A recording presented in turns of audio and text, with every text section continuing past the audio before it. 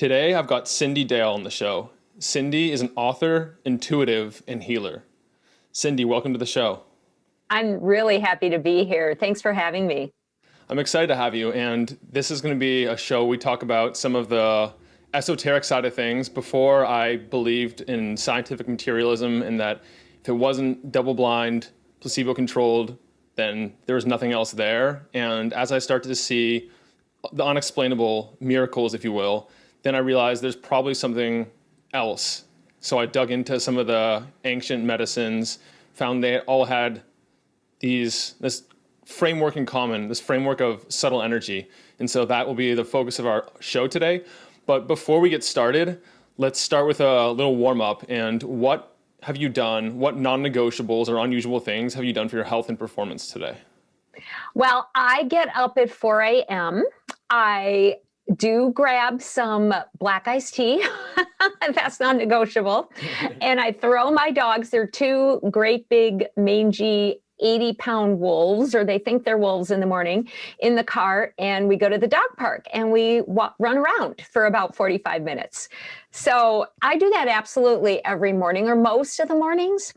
And then I go have a little bit more iced tea. And you know what I do? I usually just typically get to work. This morning I had a nap, which I never ever do. And I'm like, wow, I must feel really relaxed about communicating with Nick today.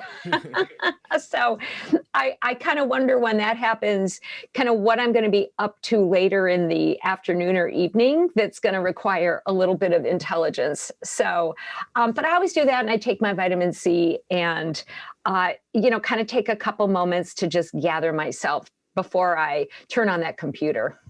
And for our listeners, it's 10:40 over here. It is, I believe, 9:40 over there. And Cyndi's already had a nap. So that goes to show that she's had a big day so far. I know. That really hardly ever happens. But today, I think I have to give people permission. It's okay to take a break. It's okay to rest. Living in New York City with ambition and energy around me, I need that reminder around the clock. In fact, I have multiple alarms scheduled in the evenings to prepare to wind myself down. Instead of alarms in the morning like most people do, to me it's more important to have alarms in the evening to prepare for like relaxation and sleep. I understand that. That's good medicine. That's good energy. You know, I'm one of those people at a certain time, I'm non-negotiably just done.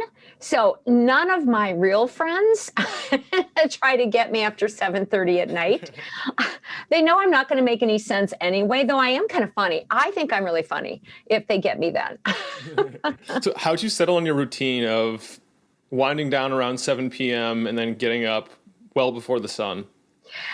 First of all, I have always been a morning person. I love the dawn. I love being out and about and greeting the new day. And then there was a really practical reason too. I've been a single mother forever and ever. And my youngest son always had some kind of sports early in the morning. Yes. And it was my job to get him to school and exercise the dogs before I could do that. So as his schedule got earlier, so did mine. So I found out that there's a subversive world at the dog park that starts about 4:15, 4:30. There's people like me, kind of the strange ones, who are kind of early birds. And so you've got this whole routine, who comes when, which dogs are going to play with which dogs. So then you can't get out of your slot. You can't go 15 minutes late or that German Shepherd attacks your dog. So there's a kind of a forced habit there. Interesting. And you have the social accountability of knowing the schedules and specific time slots. Well, isn't that about good health too? Like if you're going to be eating dinner with somebody who's a health nut, you're not going to be eating 2 pieces of the chocolate cake. You're just not going to. Even if they don't say anything, it's just their presence. Oh, they'll look at you. Yeah, well, that too. So how'd you get involved with energy, and more specifically, subtle energy, as one way it's called these days? Yeah, I was really psychic or intuitive as a kid. So I still remember one evening, my bed was positioned so I could see any shadows from the kitchen on the hallway door, and I'm across from my parents. And I heard noises. We lived in Huntsville, Alabama, and there was a railroad track, kind of cutting through the back of the yard. And I heard hobos, that's what we called, those who rode the railways, come into the kitchen. I heard them. They were talking, the door slammed, they made breakfast, they chit-chatted. I remember what I didn't hear too. I did not hear the sound of the fry pan getting washed. And in my 4 or 5-year-old brain, I'm like, oh my gosh, my mom's going to be so mad they didn't do the dishes, because I heard them leave too. So they left, and I ran into my parents' room and said, the hobos were in here. They were making breakfast. And my mother said, you're making things up, like she usually did. And my dad took my hand, took me to the kitchen and said, look, there's nothing here. It's just fine. So I didn't know what to call that. I had other types of awarenesses. I saw images, I saw pictures, I saw colors coming off people. And I didn't really know what was happening until I was in my 20s. And I took a class in energy, in healing. And I learned that what I was seeing were auric fields and chakras. And as the decades have gone on, and I've trained in different countries with shamans around the world, I have, kind of like held myself accountable to those really early gifts. And I use them. I use them with clients. I teach about them. I keep studying the science of energy. And these days we call it subtle energy. When I was getting trained, it was psychic, then it was spiritual. And, now we're trying to make it sound kind of more provable and call it subtle energy. But it's, Nick, as you know, it's 99.999% of reality. It is reality. And so I think the more people who start to comprehend that the invisible is what's creating the visible, the better off we're all going to be. What would you call that? Is that clairvoyance? Yeah, it's clairvoyance. I was really clairvoyant as a kid, and I am when I do sessions with people too. Clairvoyance means clear seeing, and so it's about getting psychic images. Some people get them with their physical eyes, like they see the auras. I can see some things sometimes with my physical eyes. Most of us are clairvoyant inside of our head and or in our dream life, and almost everybody gets some kind of clairvoyance, and you can cultivate it. These are abilities, clear seeing, clear sensing, clear feeling, clear knowing, clear predicting, clear hearing, whatever you want to call all the gifts. Everybody's got these gifts, but we tend to be stronger in certain of them other than others. Mm-hmm. And what are some of the other terms or names for energy or subtle energy? Well, in different cultures, it's called by different terms. So in Hindu philosophy, sometimes it's called prana. In qigong and different Asian medicines, maybe qi or ki, or William Reif, kind of a scientist of decades ago, called it Orgone. Honest to gosh, almost every culture labels subtle energy. Kundalini, we've heard of that, those of us who are acquainted with yoga. But basically, it is energy. Everything is energy. Energy is just information that vibrates. Everything vibrates. I remember studying that in 9th grade physical science. Brownian motion, basic vibrational medicine, that we use in the healing arts. But now we've added the recognition that it's not just about what classical physics describes is, atoms are vibrating and molecules are vibrating. Now we're aware that there's lots of different kinds of subatomic particles, some of which can actually move faster than the speed of light because they don't have mass. We still believe that whatever doesn't have mass kind of stops at a certain barrier. But there's energies that can go faster than the speed of light, which makes them kind of instantaneous, or they can tell us what the future is going to be before we're even aware that we're asking the question. So subtle energy has expanded to encompass all that we can't explain. And we really don't even explain physical energy, which is more dense, very well either in science these days, I don't think. So is subtle energy what creates a global coherence? It is. It is the interconnectivity. So several years ago, a brilliant author, researcher, Lynn McTaggart, wrote a book about what she calls the field, which is this quantum field that interconnects all of us. And we're all part of everything. I mean, the ancients, like you talked about this when you began our discussion, the ancients, thousands and thousands of years ago, understood that we're part of everything and we're all interconnected. Subtle energy is our interconnectivity. It's why sometimes when your phone rings, you know who it's going to be, and you're not looking at your cheat sheets, right? Yeah. It's why you get up some mornings and you go, I don't know, something's going to happen today and I don't know what it is.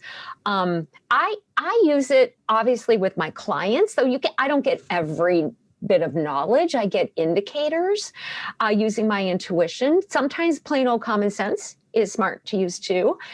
With my oldest son, I use my kind of read the subtle energy in a really fun way with him and his partner of 8 years. My oldest son is kind of spooked about some of this stuff, but he's just fine if I tune in and I figure out what they need me to buy for them. How convenient.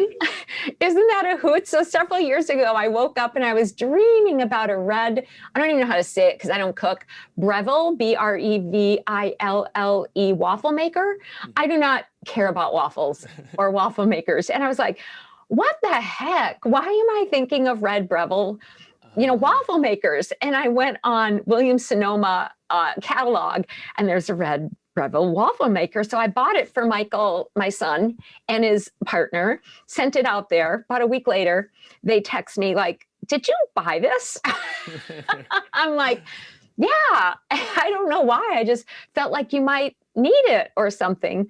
And they said, well, this is so spooky because a couple of weeks ago, we were really wishing that we could buy it, but we couldn't afford it. So we've had this game for several years that mom just buys stuff. And they won't ever tell me what they need because they want to see if it's just going to appear in the mail. So, you don't have to be in the field or be part of the oneness, kind of just for serious reasons, like, what kind of job should I get next? Or who should I send healing to? I think there's a lot of fun too in kind of you can't screw it up. Just play with it. Just kind of see if you loosen up what you become apprised of. Mm-hmm. Why hasn't this been accepted by Western society? It's scary. I think it's really scary for Westerners. And 5,000, 10,000, et cetera, years ago, we used our neurology differently. In a really simplistic way, we actually have two sets of nerves or two ways of, kind of interfacing with the world. Our oldest ancient way is called analog, and it's like the old-fashioned stuff I grew up in. Mm-hmm. It's very interconnected. You just sense what's happening. You're part of nature. You trust your intuition and your dreams. Nobody cared if you woke up with a dream. The whole tribe would pay attention to it, or you tuned into animals. But becoming civilized, we started developing what's called the digital neurological system, which is straightforward, which is like ABC. Don't mess with time.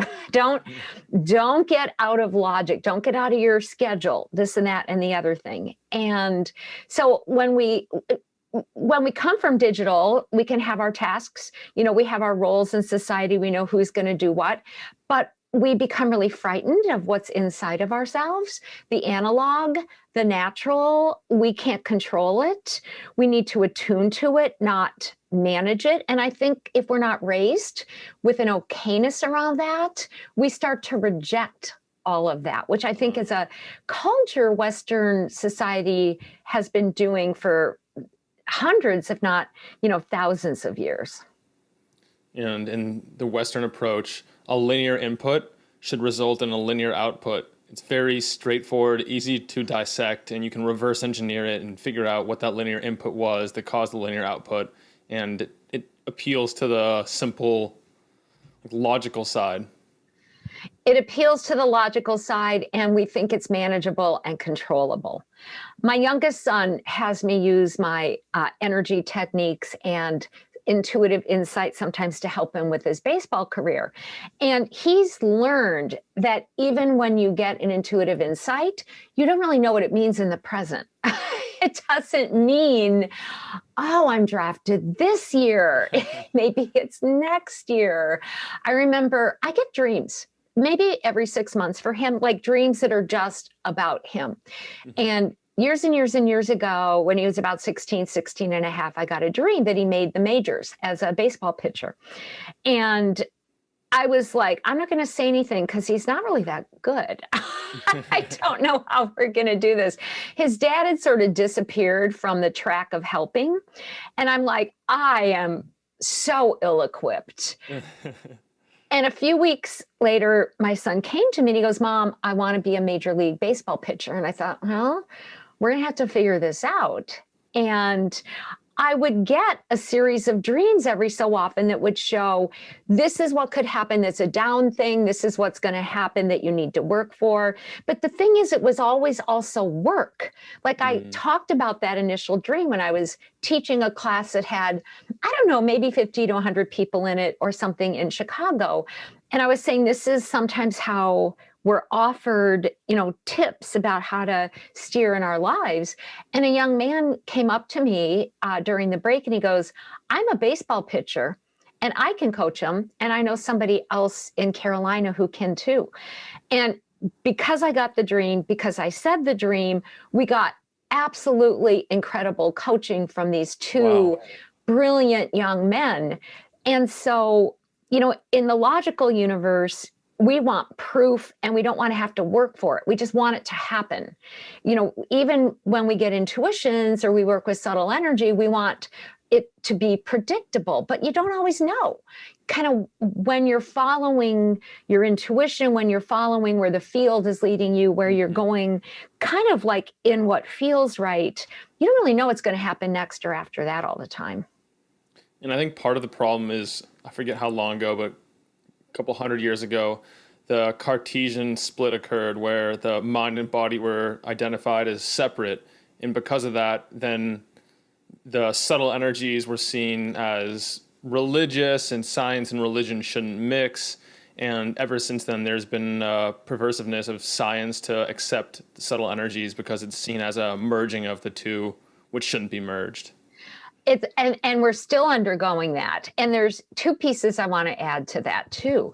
The original healers, kind of in almost every culture, were called some version of the word shaman, and they were considered priest healers. The sense of oneness, the sense of spirit, the sense of spirituality or religion was combined with medicine. They were seen as integral to each other. And then I always find it quite amusing that Descartes, our father, so-called father of science and, kind of the empirical science terms that you have to test everything. In the beginning in our discussion, you talked about double-blind studies and all of this, which are sort of Descartes-like to prove everything. The reason that he came up with his scientific rules of evidence was because he had a series of dreams. He was having a really tough time. And then he had these 3 dreams. I think they were all in one night. There was he was pursued by darkness. He went into this library and he had to choose between this sort of spiritual book and kind of a more material kind of subject. He chose the spiritual because he was actually very poetic. And he left the library to go outside in the dark, didn't pursue him anymore. And then from him, we get the laws of empirical science. And I'm like, hi. Doesn't add up. Well, Einstein, he napped. He would just kind of turn it over to his unconscious mind when he had a question, and then boom, the answer would come. So if you really look at the inventors and the creators and the scientists, they dug deep into some sort of collective unconscious or their own collective unconscious in order to figure things out. One other thing I found very surprising as I started digging into this whole world is that not only did virtually every culture around the world recognize the importance of subtle energy, but also many like the most highly regarded physicists and scientists in their respective domains also had a lot to say about this. And we hear quotes from these people like Einstein, but we never hear the ones about their views on energy. No, they're cut out. And Einstein himself was one of those brilliant teachers who said, you know, everything is energy. He didn't say it exactly like that, though that's often interpreted, you know, as one of his statements. But he was basically saying that. He goes, all we really know, though, and all we believe in is density, the dense energy, but that's so very little of what all energy is. He truly believed that we would put this all together and be able to explain God, whatever, you know, he used the word God, you know, God and what's scientific, and that key is what these days we call subtle energy. Like it's how everything is shared and how it's able to be continually transformed. It's the mold from which everything else arises. It absolutely is. And I like to tell people that subtle energy forms the lattice work. It forms the templates upon which subtle, you know, kind of upon which physical energies are formed or formulated. And, you know, even it's very interesting because even deep, deep, deep in the ocean, there are these bubbles of sound that we haven't heard, nobody's heard, I don't know if anybody's heard them for thousands, if not millions and millions of years. And they're organized in like lattice works. So everything comes from very, very basic sound and or light. And we as people, the same could be said of animals, of plants, maybe of ghosts and spirits, are nothing more than fields of light and sound. That's all we are. The skin is just a field. It's just a set of fields. So as soon as people can start to grasp that, yes, you have to deal with some of the fear. You don't begin and end at the skin. Stuff's coming in you all the time.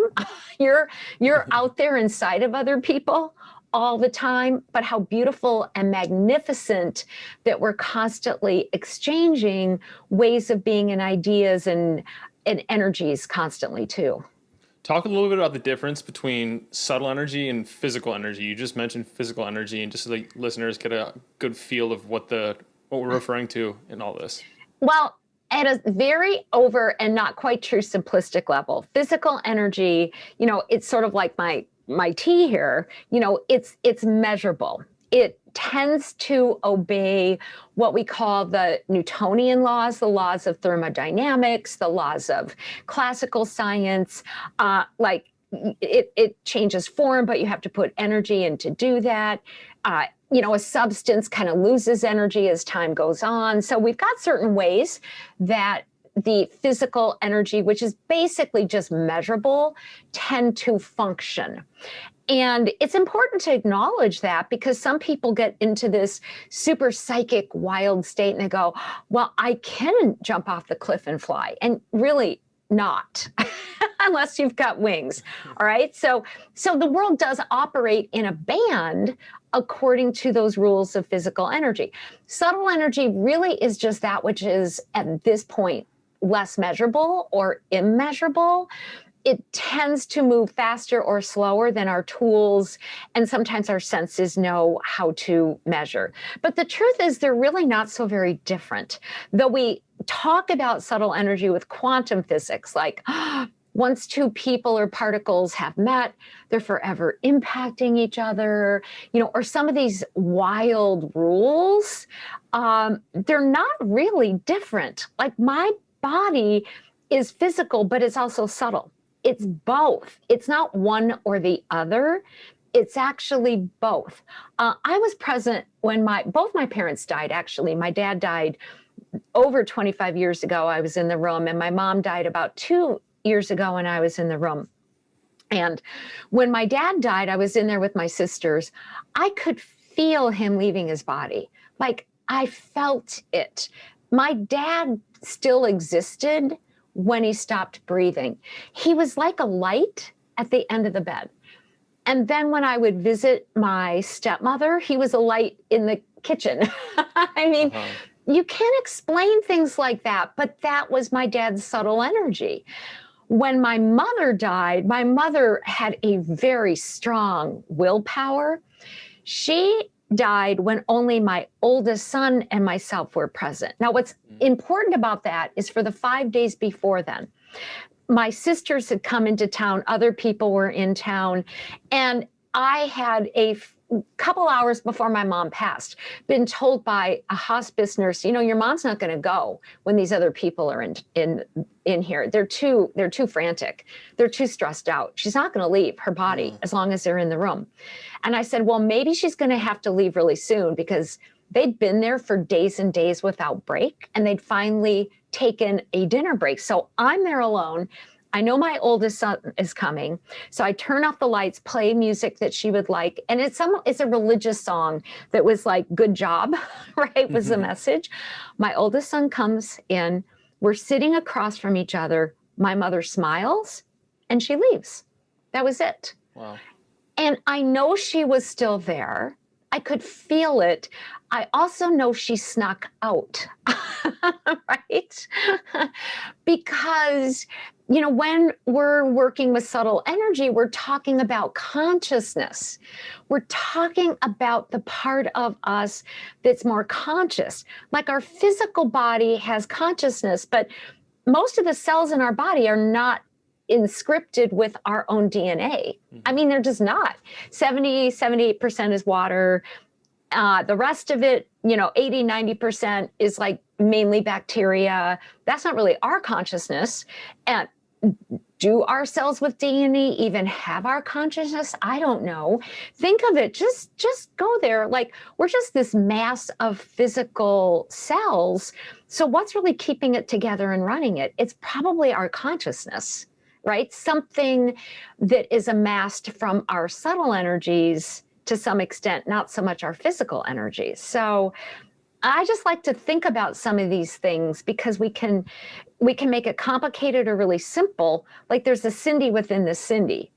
And if I'm kind of going to be more that, I'm going to have a little more power in my life. I'm going to have a little bit more say about how I'm going to feel or what I'm going to do or not do.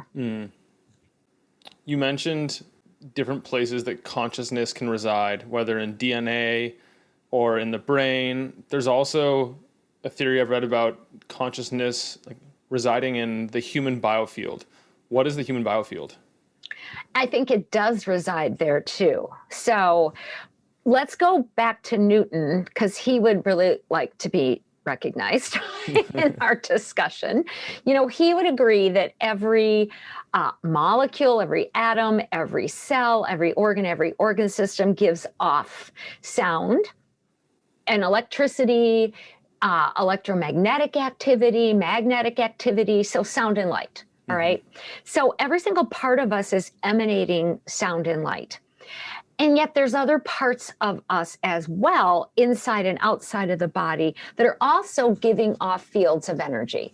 Like in my world, I often and most often work with the chakras. These are subtle organs that manage our subtle energies. They really interact with the physical organs, the physical self, you know, as well as, you know, the subtle self and our consciousness. We have channels through the body that actually have been, I believe, proven to exist. Some cultures are called meridians. In others, they're called nadis, N-A-D-I-S. And those emanate fields of sound and light. And we have fields given off of our fields. And so the human biofield, and there's plant biofields and animal biofields, that's really the sum total of all these fields of sound and light. Some of them are biological. Some of them come off of what we would call physical or more measurable parts of us. And some of them most of them come off of these more invisible, more subtle aspects of self. So the biofield is the sum total. And, you know, I am emphasizing it's not just humans. I mean, animals are very much like us. Other species have these same biofields. Plants, function very similar to humans. The electricity that runs through them, the way that their chemistry works, they also give off biofields. And we've seen pictures of those biofields off of humans and of plants and animals as well. So our awareness, if you would, is also in our field. We just have to identify with it to make use of it. Like, what good is it to know that if you don't start to sense it? Sort of like you can walk into a room, and if you don't know how to switch on the light switch to make the electricity go on, you're going to be sitting in the dark. And most of us sit in the dark around our biofield. And now there's technologies and tools that can measure and in some cases even diagnose based on the subtle human biofield and I guess general biofields. Absolutely. We've got skin galvanization types of equipment. There's certain types of ultrasound, computer magnetic programs. It's going to be, that is the science of the future. It's the old science made new, because everything gives off sound and light. And when, for instance, Cindy's liver is healthy, there's going to be certain sort of concerto, right? You could tune into, or certain frequencies of sound or light that it's giving off. And everything makes sound, anybody can go on the internet and like everywhere you can download the sound of yeast cells, like they're kind of screeching. But that's how the body knows what they are. Interestingly enough, the body's immune system can't hear cancer cells. They can't detect cancer cells because cancer cells are really tricky. They invade the body. They, kind of trick the body into believing that they're fetal tissue. Like literally that's what they're doing. So the body grows blood vessels into the cancerous tumor to feed that fetal tissue. That's what it seems like or sounds like or feels like. And the immune system can't hear the cancer cells, so it doesn't attack the cancer cells. So, we can these days start to use nanotechnology or kind of put markers on cancer cells. We'll figure out how to shine them, how to make them give off certain kinds of light or sound so the immune system can walk, kind of like walk to them, march, get the marching orders going.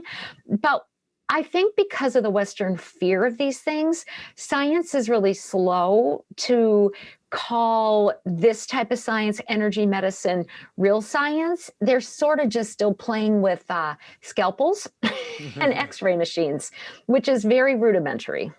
I tend to think of, when I think of the body finding a cell that needs to be either killed or recycled, that it uses a process of chemical identification and noticing the antigens on the cell surface, that kind of thing. But then I haven't really thought that much about how there could be a biophoton, like light or sound component to the body's like identification of an... Yeah, the cues. We're looking for cues. And biophotons, photons are a unit of light. And, biophotons are super, super, super small ones. And there's a subunit of sound also called phonons, Phonons, that are created. Oh, it's so cool. Go research this stuff. This is sort of what I'm into right now, right? And, every time your heart beats or there's pressure waves in the body, phonons stream, especially through like crystal lattice, kind of organizations in the system, and they carry the major ideas you're holding inside of yourself. So very simplistically, if you're in a good mood, guess what's going to stream through your body with the phonons? Like supportive kind of energies. If you're in a bad mood or around really negative energy and you're not able to block that, those phonons are going to stream through the body and you will be less healthy. Your health at every level, psychological, physical, spiritual, will be compromised. So why not? Let's hopefully, if you scientists out there listening to this, get going with some of these biophoton and phonon markers, because you can literally wipe out disease once you notice what's not tuned in and either tune it up, or just eliminate those frequencies. And how does this relate to some of the older scientists, like the work of, what's his name, Dr. Royal Raymond Reif? Oh yeah, Royal Reif. amazing individual. So he lived in, kind of in the 1930s is when he was doing a lot of his stuff. He invented a microscope, a universal microscope. Now, there's only 2 of these in existence.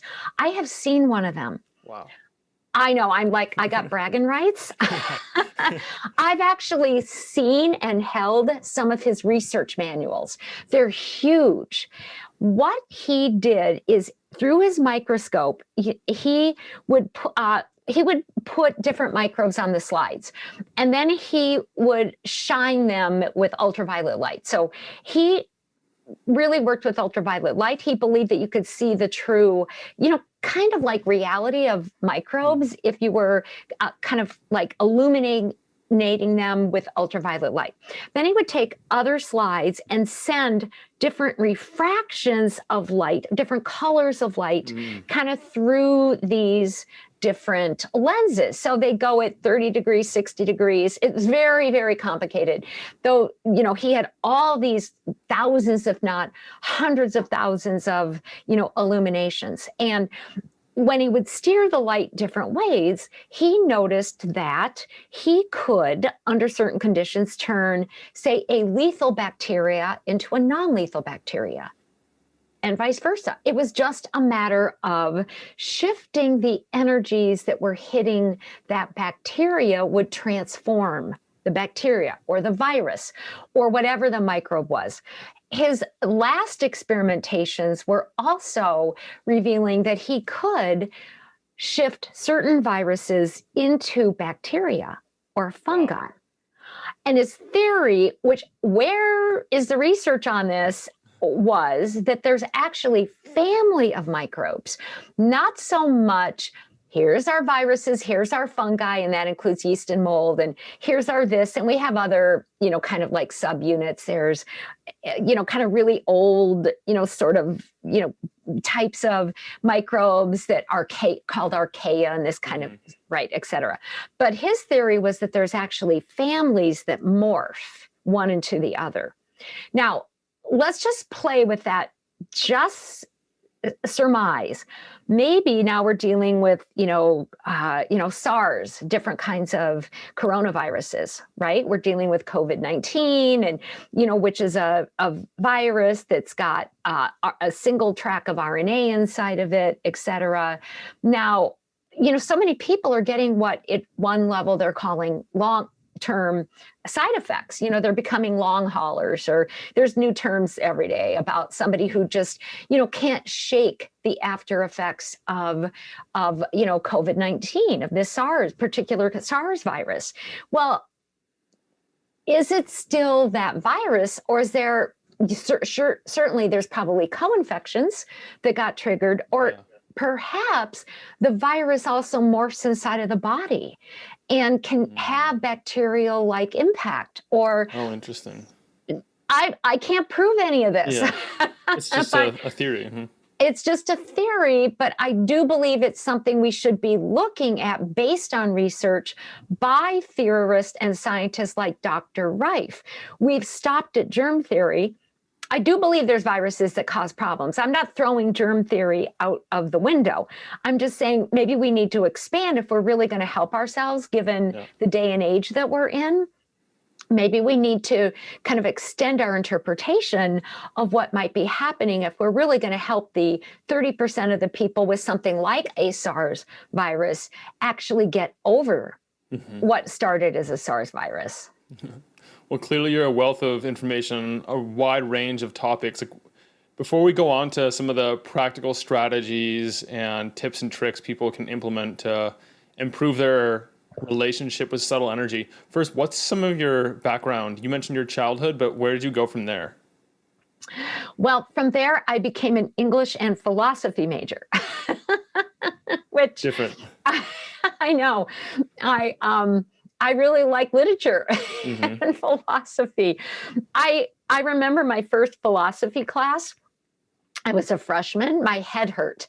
I'm like, we don't think this way. Like, if that's this, then that. I'm like, oh my gosh, I literally would get headaches. And for some reason, I threw myself into an advanced philosophy class after taking a beginning.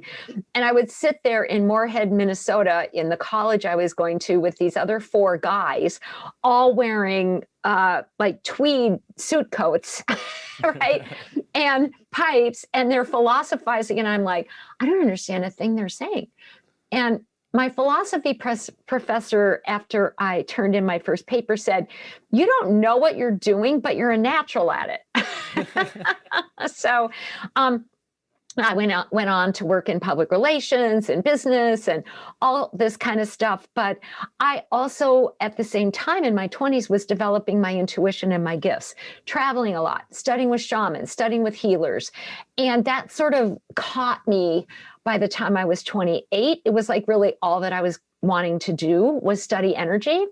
We didn't call it energy back then. We called it psychic, right? Or healing. Yeah. And that's what I devoted myself to. But because I think I have the foundation in philosophy, I studied spiritual literature. I studied old cross-cultural belief systems. I would travel and come back with books that had ancient philosophies in them. I met with different shamans. I interviewed them. Eventually, quantum physics took hold, and I studied as much quantum physics as I could. So I'm pretty well taught. And I self-taught, really. Well, I would say other taught, because I was always told what to learn. And somewhere around age 28, I had my first son, and I just heard a voice that told me, start your business. I'm like, which business? It was like, your intuitive healing business. I'm like, really? I have to make money at that? And it really just started. I was told to write a book. I wrote a book. It featured my 12 chakra system, which a lot of people now use a 12 chakra system. I was really the first one to put that together because I saw those chakras when I was a kid. So when I look back, I can see the path behind me. And I was one of these fortunate people who had a voice that would tell me every so often to go do this. So I just went and did it, because what are you going to say? You're not going to argue. You don't even really know who's talking to you. But it made sense, so I did it. And that's led to how many books now? I think it's 28. I'm not sure. Yeah. I was overwhelmed when I was looking through all the books you've written. Hard to do my homework for this episode. I know.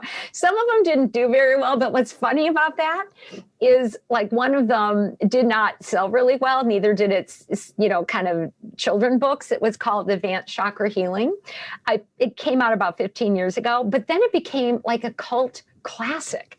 It was something like $150 on Amazon. I'm like, why aren't I selling the boxes sitting in my basement? And I got the rights back a couple years ago, and it's going to be reissued again in late 2021. And I'm pretty excited about it because the data in it, I'm now teaching with places like the Shift Network. I'm able to pull pieces of it. So nothing's lost. Yeah. Though I was so depressed when the publishing company that came out with it and some other books kind of went under, and the books were transferred to Random House, which never sold them. I was like, well, that was a wasted few years, but nothing's ever wasted. You just don't really know where it's going. Yeah. Only time will tell. Let's get into some of the nuts and bolts now. So if I recognize that I want to become more subtle, energetically aware, where do I go from here? So I would suggest that you kind of find a place within your body to kind of ride around for life. In terms of the chakras or the subtle energy organs, the one that serves as what we call the center for most of us is in the heart area. Some of that's because the physical heart gives off more electricity, more magnetism, more sound than any other organ in the body. And so the chakra that is encompassing of the heart is in the center of the chest. So start to just give yourself permission to, sort of like a Joey, the baby kangaroo, to like start riding around in your life and your heart and give yourself permission to sense reality from that place. And that energy field, measurable one, goes way out beyond your skin. You're going to start to naturally notice what other people are feeling, how you feel about what's happening in nature, or how somebody's impacting you who's, kind of like you're not necessarily connected with. And you're going to start to notice too that your intuition is going to get a little stronger. So develop your intuition. Before you go into a grocery store, sit down, breathe into your heart, feel your feet. That's called grounding. It's very simple. And just, let yourself maybe get an image of which fruit should you buy, right? What fruit does your body want you to buy? Maybe see if there is a verbal message that pops in around that. Maybe it's on the radio. I don't know what song is going to tell you what fruit to buy, but whatever. Cocabana, coconuts, I don't know. But, or see if there's like a poem that comes in, or a picture in your head of a grocery list, and one of the fruit is highlighted. Or when you go in the grocery store, you can't probably touch all the fruit, that sort of spreads germs, but put your hand near different fruit and see which one gives you an up feeling versus a down feeling in your body. I do not believe we're supposed to separate the fact that 99.9% of us is subtle energy from our everyday lives. So use these very simple tools and start to make decisions based on them.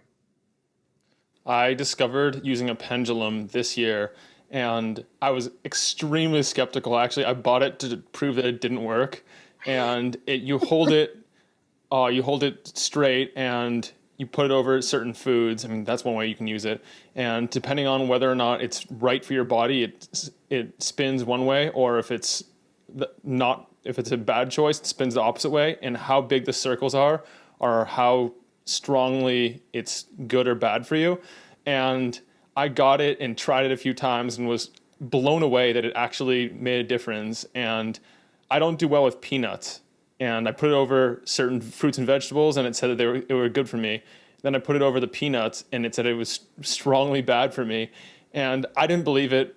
My partner didn't believe it. I invited her in, and I had her try it to show that I wasn't actually using my hand to spin it around. I was just holding my hand straight.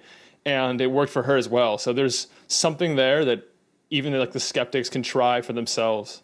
Yeah, and I actually have a pendulum right here. That's why I was reaching. It's not hard, and, you can, kind of all you're doing is measuring like a vortex, an energy field. So here that's showing that my hand chakra, which is an extension of the heart, is really open right now, but I'm going to think about a negative thought. And watch, look at me shut down.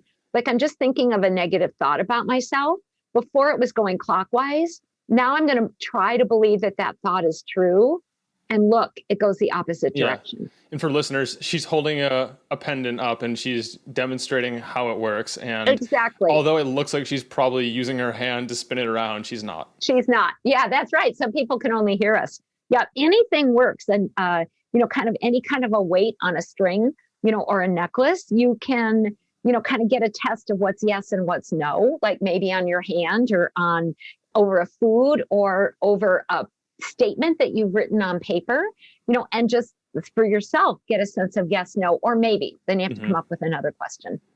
And what else? You mentioned to me in a previous conversation that you can use boundary setting, and that interfaces with subtle energies. Yeah, and most of us are acquainted with the need for boundaries.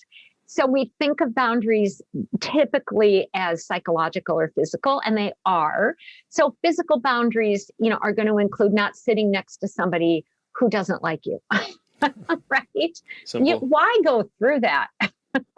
Or psychological boundaries have to do when somebody's telling you mean things about yourself, changing what they're saying, deciding you're not going to take it in, you're not going to believe that, you're going to meet what's, kind of mean with something loving, or you're just going to leave the room if you can, or whatever it is. But there are also subtle boundaries, and these are probably, equally, if not more important to know how to set as physical and psychological, because subtle predicts physical. Subtle establishes what's going to happen in the physical world. And so it's very important to tune into that heart chakra and what we called earlier your biofield and have a sense of how extended you are. But you don't want to go too far. Like if you feel like, you're literally in somebody else's biofield, or you're starting to over relate to their feelings or emotions and feeling them for them, bring yourself back in. Use decision making inside yourself to say, those aren't my emotions. I'm not going to own those. I'm not going to feel those. I'm going to feel my feelings. I'm going to do this instead.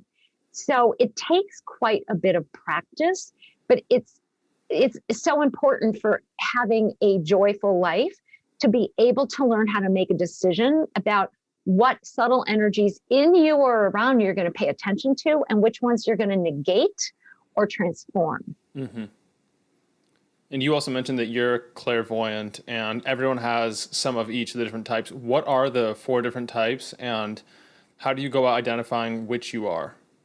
Well, I'll give you some clues. There are people who are mainly physically empathic, and physically empathic people tend to feel what's happening for themselves, but also others, like in the environment or people or animals in their physical body.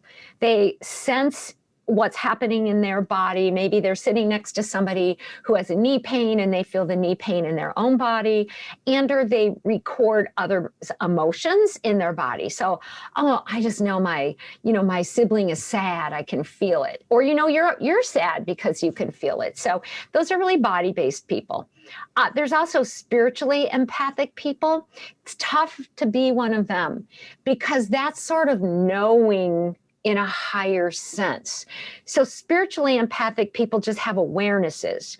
They're the people go, I know that person's lying. I don't know how I know, but I know they're lying. Or I think that person's in the wrong job and I can't prove it, but I'm aware of it. So they're higher awarenesses. So you have to practice believing yourself. There are clairaudient people. These are verbally intuitive people where you get messages that are more verbal. And it can be from the environment. Maybe you hear a song on the radio that means something, and it's like that's an answer to a question you were reflecting. Or you get words that pop in your mind, or songs that pop in your mind, or poems or lyrics that give you senses of things, or just words. But people you can see or not see talking to you in your head. And then there's clairvoyance, which is visually intuition oriented people, and you get images. Now, you might see them with your eyes. That billboard tells you exactly what you need to know. Or you kind of like see something out of the corner of your eye, and there it is. Like there's that book on the shelf in a bookstore, and you're going to buy that book now. Some people get hit by those books. I have a lot of people who buy my books because they get hit on the head with them, which is physically empathic, by the way. Or you get dreams or whatever it is. One of my youngest son is visually intuitive, and he gets signs from the environment that are visual. Like one day he was asking a question. He basically saw the same license plate 3 times. Different letters, but they all said, do it. All right. Wow. And not too long ago, he was wondering if he should leave the school he was at. And he goes, Mom, will you get a sign for me? I'm really, I don't know. And I'm getting gas. I'm in Fargo, North Dakota. I'm getting gas, and I'm going to head over to the baseball field. Right in front of me is a truck. Now, no kidding. I got the indication the way he would believe it. In the back of the truck, there's a sign with his freaking name, Gabriel. Like his name is on it.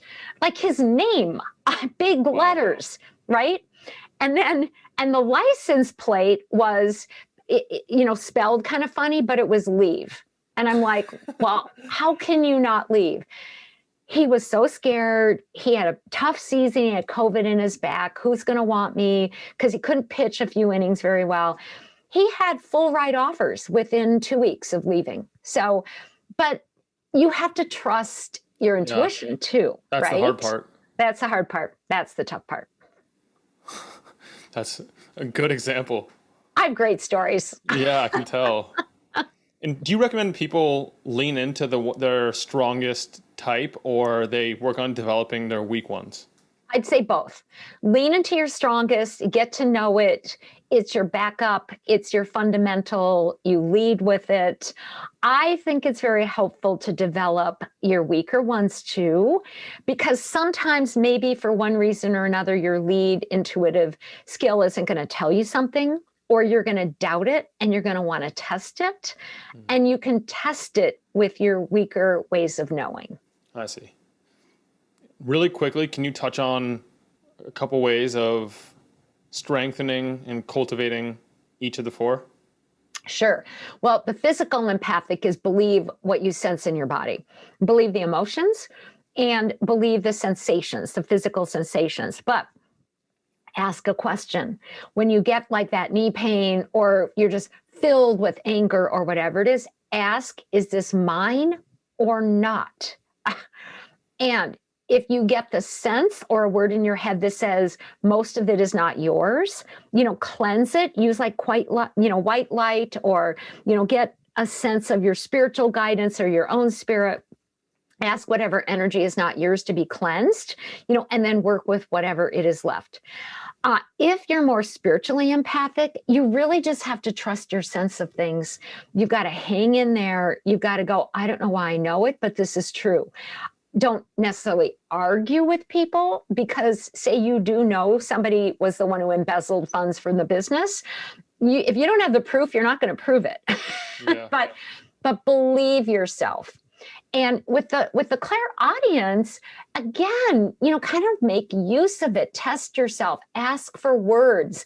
Ask that your inner spirit, whatever you believe in, spiritual allies, higher power, to give you words, to give you indicators. And do the same with your psychic visions. Like say, I want a picture about this. I'm going to close my eyes and see what color I get. Look up colors, see what they mean. If you're more of the physical, empathic kind of person, or spiritual, you can also ask for signs from the environment. Like I want a sign within the day. And then if you see 3 eagles, go Google eagle. What's the spiritual meaning of eagle? And take in what it means. So have fun with these ways of being. It's a good lesson. It is. Cyndi, we've been going for a while. We're going to start to wind down. But before we do, where can people find you, your books, your work, and connect? Very easy. Everything's on my website, cindydale.com, CYNDI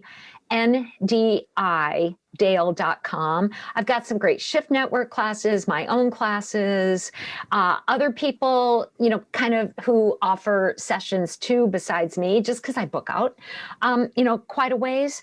And so everything's really on the website. Sign up for the newsletter and we'll let you know what's up too. Perfect. All right, on to a question that I ask all guests, and I'd love to see the wide-ranging answers. Imagine that there's a worldwide burning of the books and all information on Earth is gone. You get to save the works of any 3 teachers, any types of works. It can be books, podcasts, YouTube videos, anything you want. Who would you choose and why? All right, well, I'm a book gal, all right? So first, I'm going to pick the biggest book that has the most data I like. Manly Hall's book, The Secret Teachings of the Ages. He's got everything in there about energy that you could ever hope. And I think there's medicines in there. So energy medicine, and everything about the planet. So I'd go with Manly Hall. Amazing.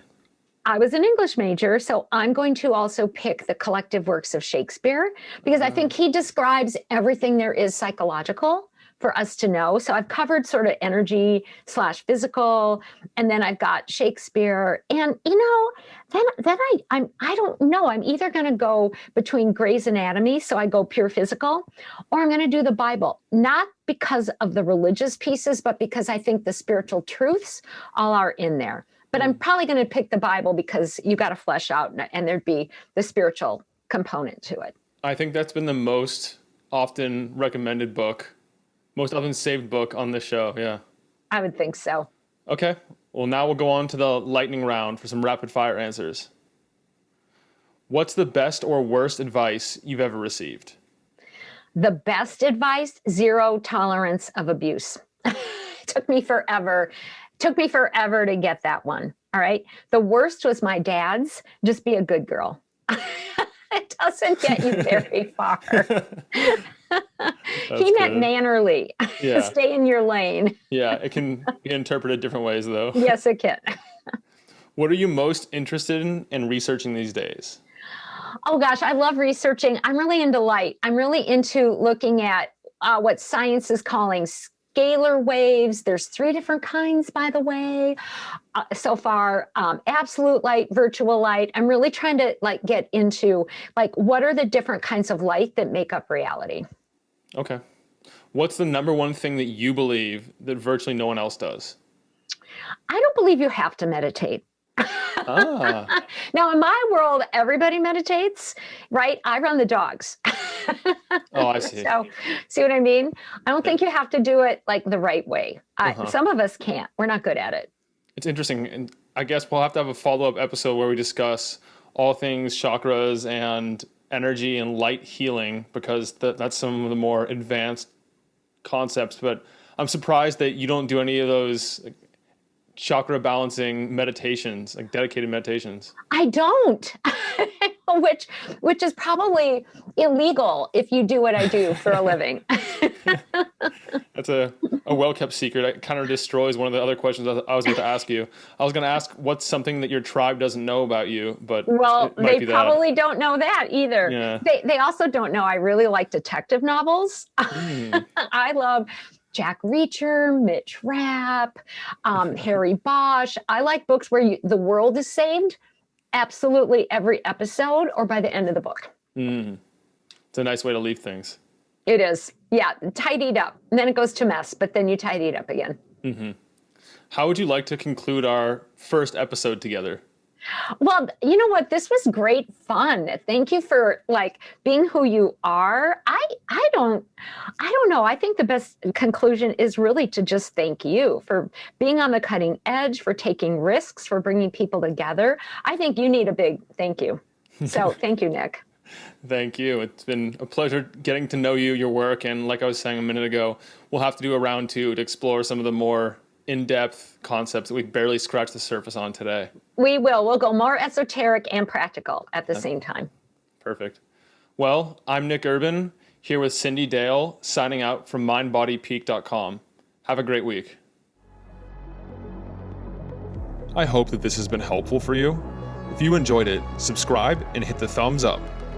I love knowing who's in the 1% committed to reaching their full potential. Comment 1% below so that I know who you are. For all the resources and links, meet me on my website at mindbodypeak.com. I appreciate you and look forward to connecting with you. As a reminder, the information depicted in this video is for information purposes only. Please consult your primary healthcare professional before making any lifestyle changes.